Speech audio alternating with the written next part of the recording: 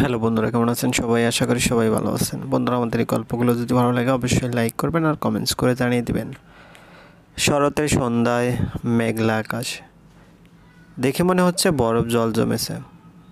সেই সাথে কুয়াশার আবরণে ছেয়েছে এ মাঠ থেকে ও মাঠ। আর কামিনী ফুলের গন্ধ তো আছেই।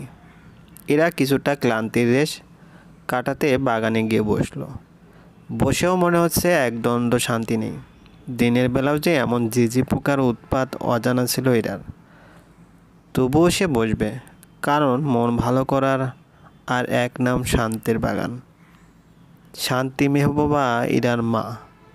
রান্না করার শখ না থাকলেও বাগানে নানা রঙের ফুল গাছ লাগাতে পটু সে। ইরার বাবা মাহমুদুল হাসান সেই বাগানের রক্ষক। এমন একটা ভাব তার যেন ফুলে প্রজাপতি বসলেও তার গায়ে লাগে। তার বক্তব্য হাজার হলেও তার একমাত্র বউয়ের বাগান বলে কথা। হা হা হা। তবে দিনের বেশিরভাগ সময়ই তাদের বাড়ির রমজান চাচা ওরফে মালি চাচাই দেখাশোনা করেন। শান্তি, বলছি যে সেই যে অফিস থেকে বাসায় আসো, এসেই হয় খবরের কাগজ, না হলে অফিসের ফাইল নিয়ে বসো। কখনো মেয়ে কাছে ডেকে দু একটা কথাও তো বলতে পারো নাকি? মেয়েটা মনমরা হয়ে সব সময় বসে থাকে। মাহমুদুল আলম বললেন, মনমরা থাকার তো কোনো কারণ দেখছি না। বাসায় তুমি আছো, কলেজের বন্ধুবান্ধব আছে, তাদের সাথে কি এরা সময়টা ভালো কাটে না? শান্তি বলল, হ্যাঁ মানছি, তবুও তো বাবারা মেয়ে বলতে পাগল। আর তুমি? পরের কথাগুলো আর তার কানে গেল না। মাহমুদুল আলম রুম থেকে বেরিয়ে গেলেন। শান্তি নীরবে একটা দীর্ঘশ্বাস ফেলে রান্নাঘরের দিকটা হাঁটা দিলেন। রমজান বলল, ইরা মামনি? ইরা ঘাড় হালকা কাত করে তাকিয়ে মালি চাচাকে দেখে মুচকে হাসল। কিছু বলবে মালি চাচা? রমজান বলল, তোমার গোলাপ গাছটা মরে গেছে। মাথা নিচু করে বলল কথাটা। ইরা বলল, একটা ভারী নিঃশ্বাস ছেড়ে বলা শুরু করলো, এটা তো নতুন না চাচা, আমার লাগানো কোনো গাছই টিকে না। আমার চাওয়াগুলো যে কখনো পাওয়া হয়ে ওঠে না, বিড়বিড় করে বলে কথাগুলো বলল। রমজান বলল, কিছু বললে মামনি? এরা বলল, না চাচা, তুমি যাও কাজ করো, নতুন আর একটা গাছ আনার ব্যবস্থা করো। রমজান বলল, আজ্ঞে ঠিক আছে মামনি। ইরা আবার সে আগের মতোই ভাবনার জগতে বিচরণ করলো।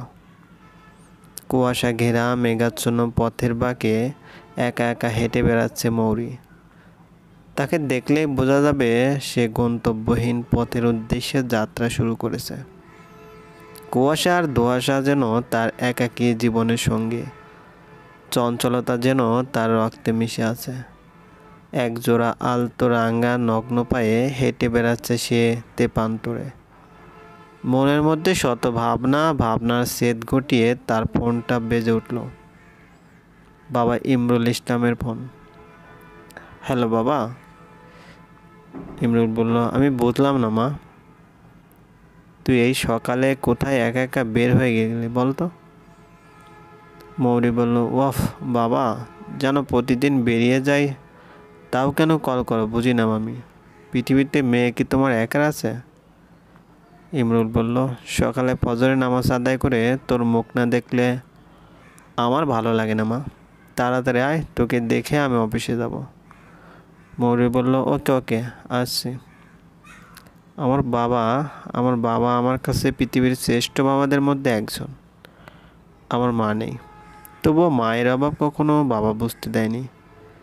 এই জন্য তিনি দ্বিতীয় বিয়ে নামের ঝামেলায় আর যাননি। ছোট ভাই, বাবা আর আমার ছোট সংসার, হা হা, বন্ধু বান্ধব আর আমার পরিবার নিয়েই আমার জীবন। বাবা একটা ছোটোখাটো সরকারি চাকরি করেন, আর তাতে আমাদের বেশ চলে যায়। রাফি বলল, মৌরির ছোট ভাই। আপু আজকে ও বের হয়ে গেছে তাই না? ইমরুল বলল, তোর বোন একটা পাগলি বুঝলি। রাফি বলল, মোটেও না আব্বু, বোন খুব ভালো, অনেক আদর করে আমাকে। আমার স্কুলের সব বন্ধুরা এতে জিলাস ফিল করে। ইমরুল বলল, তাই? এটা তো একদম ঠিক করে না তারা। হঠাৎ দরজায় কারোর টোকা পড়লো। রাফি দরজা খুলতেই দেখলো কিছু লোক দাঁড়িয়ে আছে। ইমরুল ইসলাম বাড়িতে আছেন? ইমরুল বলল, আপনারা আপনারা আবার কেন এসেছেন? আমি তো বলেছি এই বাড়ি আমি বিক্রি করব না। যান এখান থেকে। এটা আমার বাবা রাখা জমি। আপনি বুঝতে পারছেন না, এর চেয়ে ডাবল দামে আমরা কিনে নেব এটা। পেছন থেকে মৌরি বলে উঠল, শুক্রিয়া, কিন্তু আমাদের কোনো দরকার নেই। আমরা এই বাড়ি বিক্রি করব না। বাবা না বলে দিয়েছেন, কানে যায় না কথাটা? নেক্সট টাইম আর এই কথা বাড়ির আশেপাশে যেন আপনাদের আর না দেখি। নাও গেট আউট।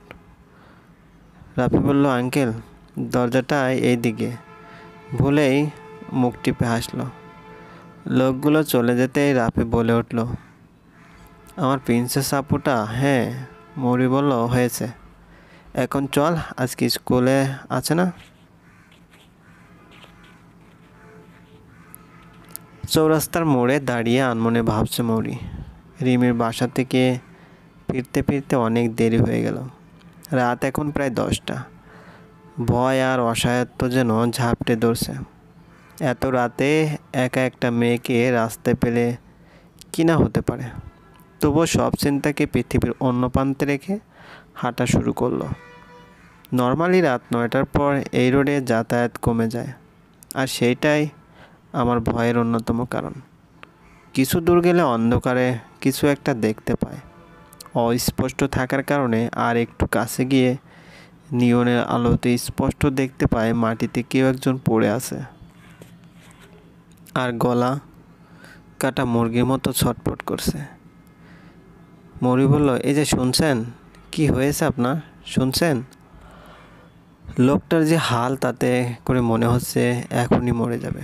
কি করব এখন আমি?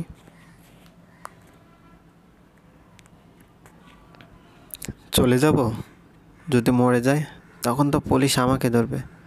কিন্তু এইভাবে তো ফেলে রেখে গেলেও কেমন দেখায়। 7-5 না ভেবে আমি দৌড়ে সামনের মোড়ের দিকে এগিয়ে গিয়ে দেখলাম কোনো গাড়ি পাই কিনা। আল্লাহর সহায় ছিল বলে একটা সিএনজি পেয়ে গেলাম।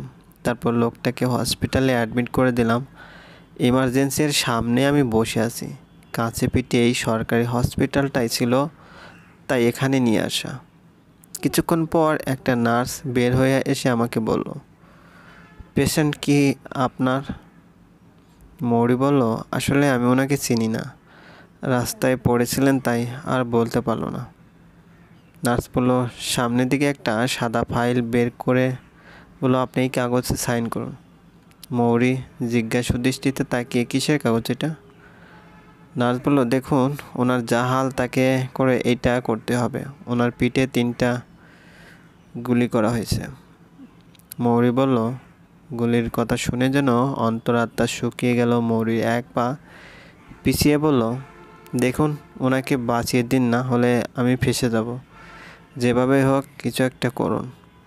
মৌরির তো নিজের জন্য চিন্তা না, কিন্তু বাবা ভাই ওরে যদি বিপদে পড়ে।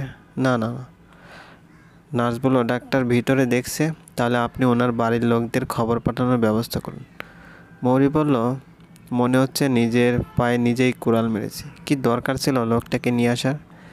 এখন বাড়ির ঠিকানা কিভাবে পাবে সে? নার্স বলল, ওনার ওয়ালেটে ওনার আইডি কার্ড আছে, আপনি দেখুন কি করতে পারেন, বলেই ধর্মর করিয়ে চলে গেল।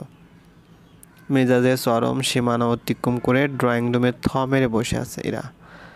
তার মেজাজ গরম হওয়ার কারণ, তার বিয়ে তমাল দেবনাথের সাথে 3 বছরের সম্পর্ক। তার একটা বিধর্মী ছেলেকে ভালোবেসে কত বড় ভুল করেছে এখন বুঝতে পারছে সে। কিন্তু কিছু যে করার নেই, অনেক ভালোবেসে ফেলেছে। এখন পিছু হাঁটা অসম্ভব তার কাছে। পরিচয়টা সামাজিক যোগাযোগ মাধ্যম থেকে হলেও তাদের ভালোবাসা আকাশের চাঁদের মতো সত্য। দুর্গাপূজায় তাদের সামনাসামনি প্রথম আলাপ হয়েছিল। এরার বেস্ট ফ্রেন্ড বৃষ্টিও সাথে ছিল। তারপর থেকে এই ভালোবাসা নামক যন্ত্রণার সাথে হাত মেলানো। 3টে বছর অনেক ভালো কাটলেও ইদানিং তমালের মধ্যে অনেক পরিবর্তন দেখতে পেয়ে এরা খুবই আপসেট। তাদের সম্পর্কে এমনভাবে জানা ছিল না ইরার। এখনও আমার সেই প্রথম দিনের কথা মনে পড়ে, ফ্ল্যাশব্যাক। উফ, এই শাড়ি পরার প্রচলন কে উঠিয়েছিল বলতো বৃষ্টি?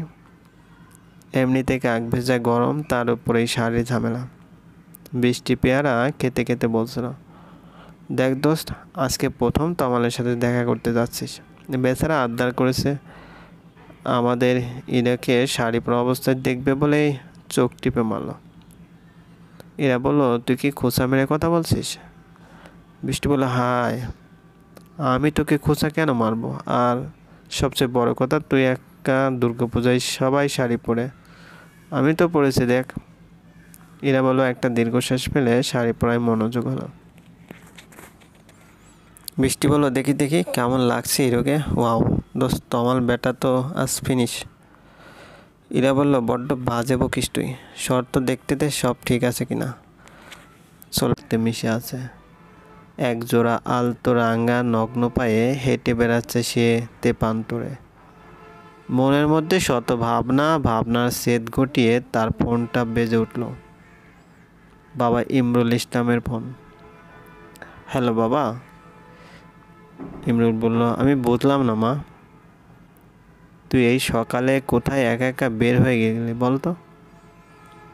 মৌরি বলল, ওয়াফ বাবা, যেন প্রতিদিন বেরিয়ে যাই, তাও কেন কল করো বুঝি না আমি।